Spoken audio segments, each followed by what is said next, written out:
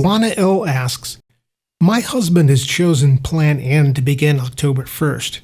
He wants to know if Plan N will meet his needs. If not, he would change to Plan F. Is making a change possible, and what obstacles would we face? That's a very good question. The neat thing about Medigap insurance is that it doesn't, unlike Medicare Advantage plans or Part D plans, lock you in from year to year. So once a year you have what's called an annual election period for Medicare Advantage and Part D, and that's from October 15th to December 7th of every year. They give you this 7-week period where you can make a decision for what's coming up the following year, and then I guess the insurance companies go to the beach somewhere or something the rest of the year and have automated claims payments. I don't know. But they've got it down to that 7-week period where you can decide first year you get the new coverage. Whatever decision you made, you're pretty much locked into and for another year. The neat thing with Medigap and with traditional Medicare is it's like the good old days. We're not locked in.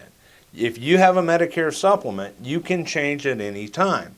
You can change from one company to another. You can cancel it. You can do whatever you want. It's your insurance. It's you drive it, just like the good old days, like we said. So there are a couple factors, but just because you're allowed to change doesn't mean that a company, who's also a free player in the exchange, has to give you insurance. So if you have medical conditions that preclude you from getting insurance, then it's hard to change from one to the other. So in this case, you're talking about getting a Plan N, which has a high deductible and a lot less coverage than the Plan F, which is comprehensive. I would caution against that if there's any health problems or anything, and talk with a qualified agent. You can call our line at medigap360.com or find a good broker in your area who can work you through whatever your health situation is to tell you if you're eligible to switch or not. Now, when you first come on Medicare, the first 6 months you have what's called an open enrollment period for the first 6 months after your Part B of Medicare becomes effective. And in that 6 months, you can purchase, any Medicare supplement policy that you want without having to show what they call proof of insurability, and that means you don't have to answer any health questions. It doesn't matter. I mean, the underwriting, they call it fog a mirror underwriting. If you put a mirror in front of your face and you breathe and there's fog on there, then you can get the policy.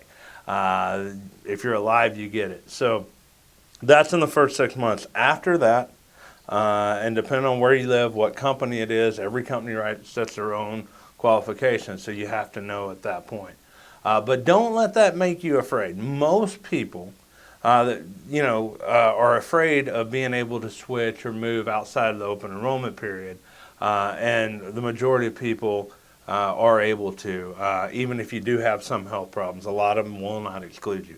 Again, this is why you need to have a competent broker in your corner who's familiar and has a lot of experience with underwriting and all this, because you certainly never want to cancel one policy when you're switching to another until you get the other one issued and in your hands. Once you have another policy issued and in your hands, as long as there is no misrepresentation on the application where you lied to someone, they can find out and then they can take your policy away. But if you told the truth on your application, and it was recorded, and it was sent to them correctly, they issued you a policy. The neat thing about Medicare supplement insurance is that it's guaranteed renewable for life.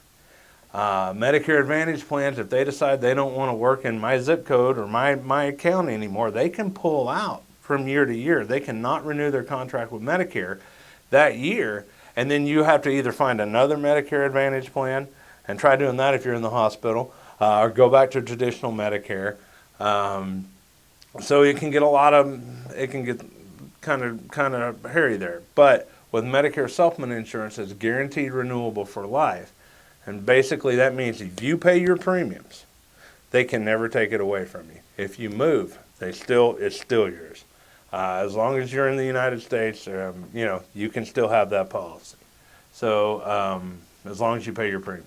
So that's peace of mind that I think a lot of people like, to know that your insurance can't ever be taken away from you. So again, what I would say with this, you're talking about Plan F or Plan N, I would start with the more comprehensive first, And then see, but if the deductibles, you can handle that, it's okay. But just know that you might not be able to upgrade later. So I would start with the more comprehensive, and then if you know for a fact you can do less, then do it. But again, it's not complicated. Best thing you can do is make the decision now. Is a large deductible something you can of the plan end something you can handle forever? If not, go ahead and get the small deductible plan out.